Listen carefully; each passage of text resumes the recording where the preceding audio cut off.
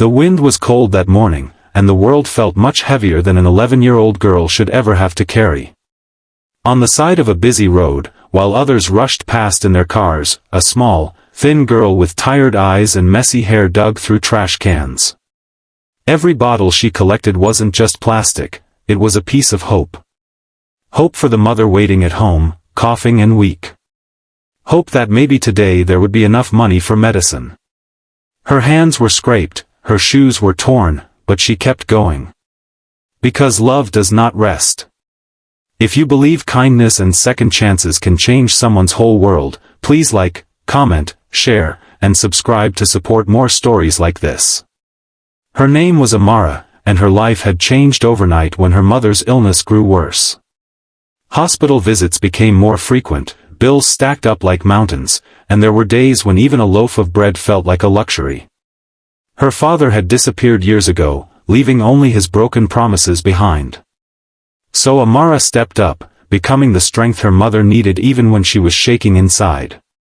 She woke up before sunrise, grabbed a large sack, and went out to collect bottles, hoping the recycling center would give her enough money to keep them alive one more day. But the world isn't always kind to the struggling.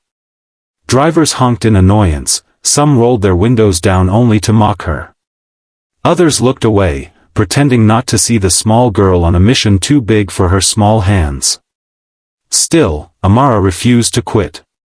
Each bottle she found meant a chance at medicine, food, or electricity that stayed on for one more night.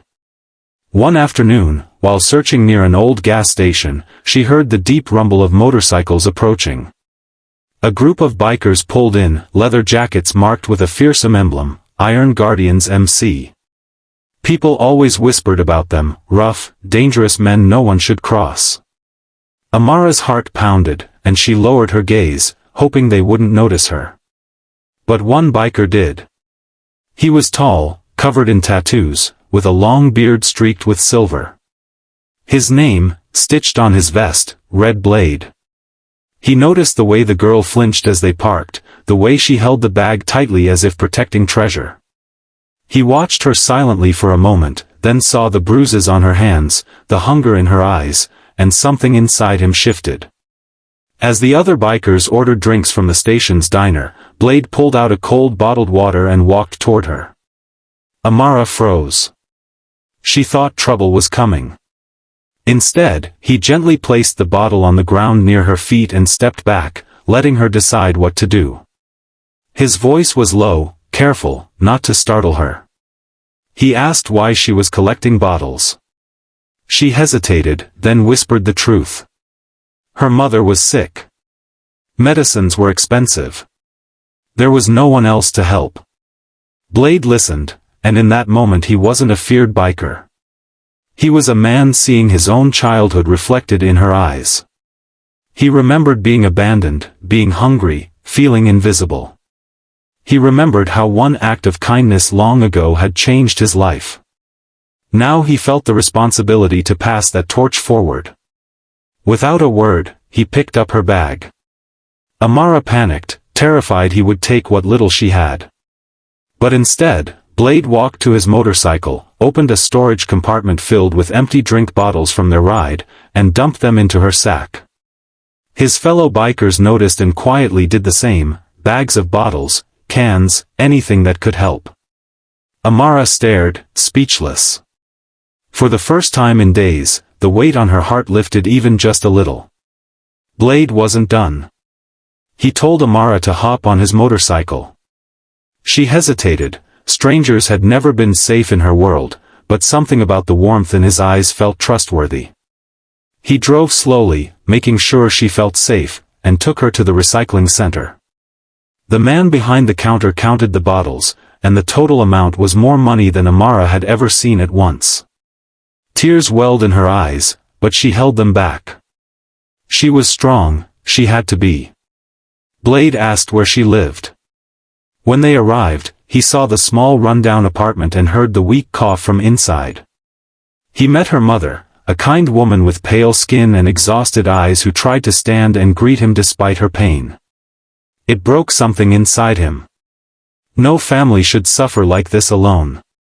He left without many words, but his determination burned bright. He returned to the Iron Guardians' headquarters and told the others everything.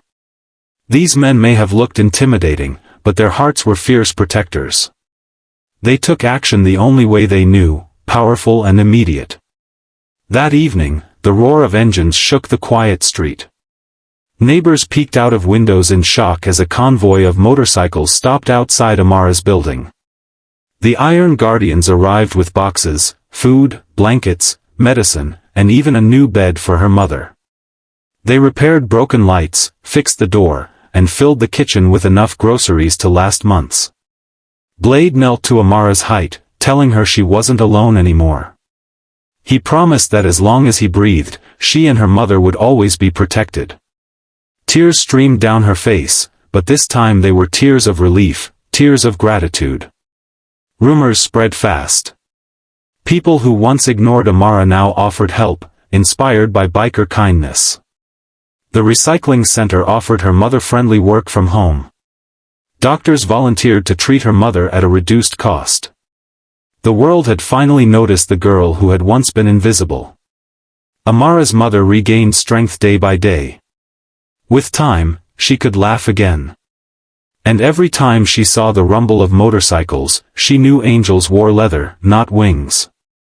If this story touched your heart even a little, please like, comment, share, and subscribe so more people can believe that kindness still exists.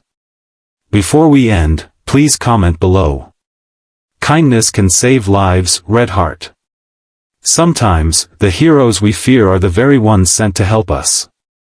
Sometimes, the smallest, bravest hearts are found in the most fragile bodies.